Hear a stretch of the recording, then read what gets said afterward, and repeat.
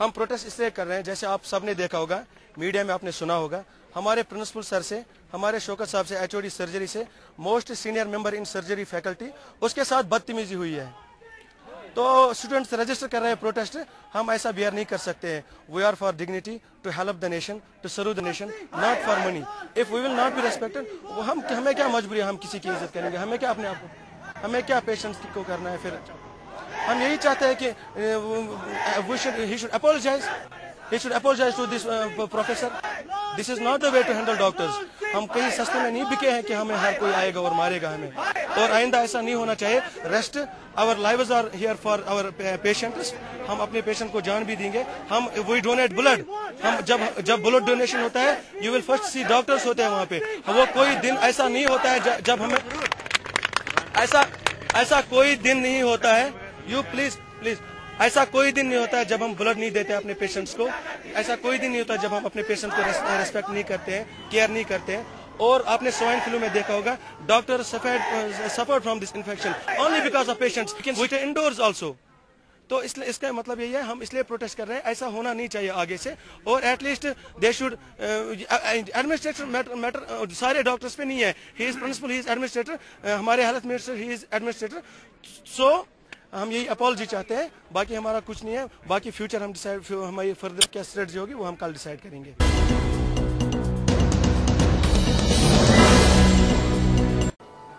High court ultimately government का ही एक part है, यह कोई वैक्यूम में नहीं है। हाई कोर्ट 2 महीने की कहता है, मैं स्कूल एसोसिएशन की तरफ से कहता हूं कि हम 5 महीने की फीस नहीं लेंगे, बट लेट द गवर्नमेंट पे। भाई गवर्नमेंट हमारे वेज, सैलरी, रेंट 98% बल्कि 99% स्कूल आपके रेंटेड अकोमोडेशन में, 1 या 2% स्कूल जिनकी अपनी बिल्डिंग्स हैं। ठीक, अब खुदारा बताइए, अगर आप स्कूलों को कहेंगे आप फीस 2 महीने के मत लो, आप उनको कंपनसेट भी नहीं करेंगे तो क्वालिटी ऑफ एजुकेशन सफर हो जाएगी। क्योंकि अब सिचुएशन बहुत अलार्मिंग हो चुकी है। अगर 2 महीने, 3 महीने, 4 महीने, हम भी जानते हैं कि बच्चे फीस आराम से नहीं दे पाएंगे, क्योंकि वजह कि इकोनॉमी हमारी बहुत शैटर हो चुकी है, स्कूलिंग खत्म हो रही है, प्राइवेट एजुकेशन सेक्टर खत्म हो रहा है।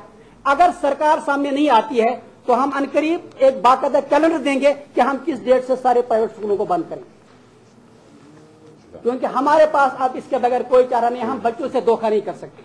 हम लो वेजेस देके हम अच्छे टीचरों को भर्ती नहीं कर सकते। तो इसी वजह से आपको हमने आज तकलीफ दी कि इन चीजों पे, क्योंकि एजुकेशन हमारा हमेशा जो है यहाँ पे बैक बर्नर पे रहा है। नई गवर्नमेंट आई है, हम इस पे कोई कमेंट नहीं करेंगे, लेकिन ब्यूरोक्रेसी तो वही है। जिन लोगों ने 31 को यहाँ एग्जाम रखा और 1 को ऑल इंडिया लेवल पे है, इतनी बात नहीं है। 1 जून को यूपी बोर्ड का भी एग्जाम है और यूपी बोर्ड में 5,500 मेडिकल सीटें हैं। हमारे बच्चे 5,500 सीटों में अप्लाई नहीं कर पाएंगे। और ये एक ऐसी मुसीबत है, अगर सरकार ने जल्दी फैसला नहीं लिया तो मुझे डर है कि हमारा एक भी बच्चा ऑल इंडिया लेवल पे अपियर नहीं हो पाएगा। Thank you. आपको कुछ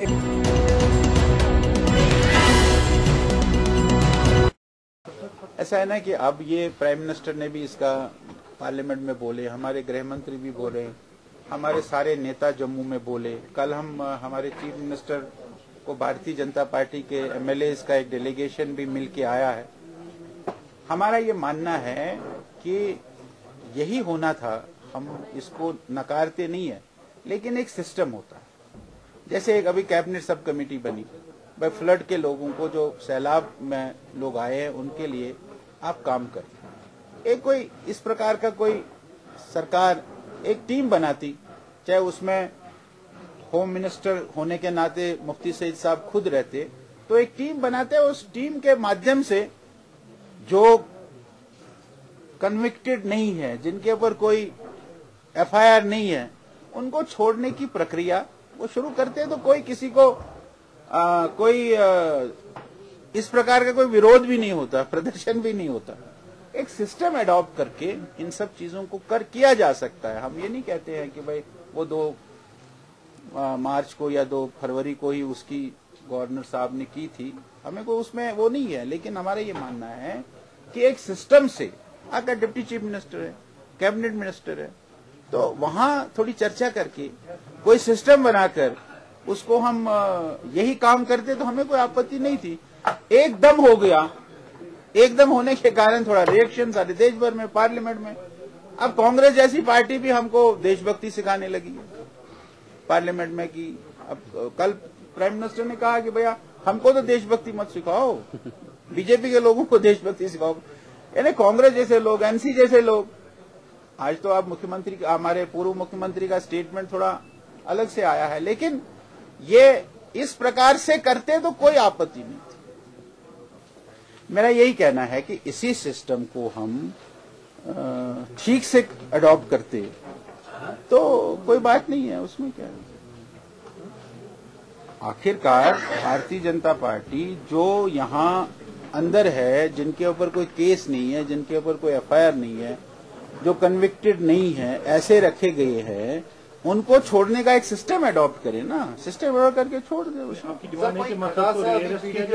नहीं, उसके बाद जो उसके स्टेटमेंट आए, मैं एक छोटे जेल में था, बड़े जेल में आ गया, ये हम बर्दाश्त नहीं करेंगे। हाँ, अगर ऐसे स्टेटमेंट्स उसके आए, ही शुड बी रीअरेस्टेड। हमने कल कहा है चीफ मिनिस्टर को कि वो छूट गया है, बाहर आ गया, अच्छी बात है, मान लिया हमने, लेकिन बाहर आकर वो ये स्टेटमेंट दे कि मैं एक छोटे जेल में था, बड़े जेल में आ गया, ये हम बर्दाश्त नहीं करेंगे भारतीय जनता।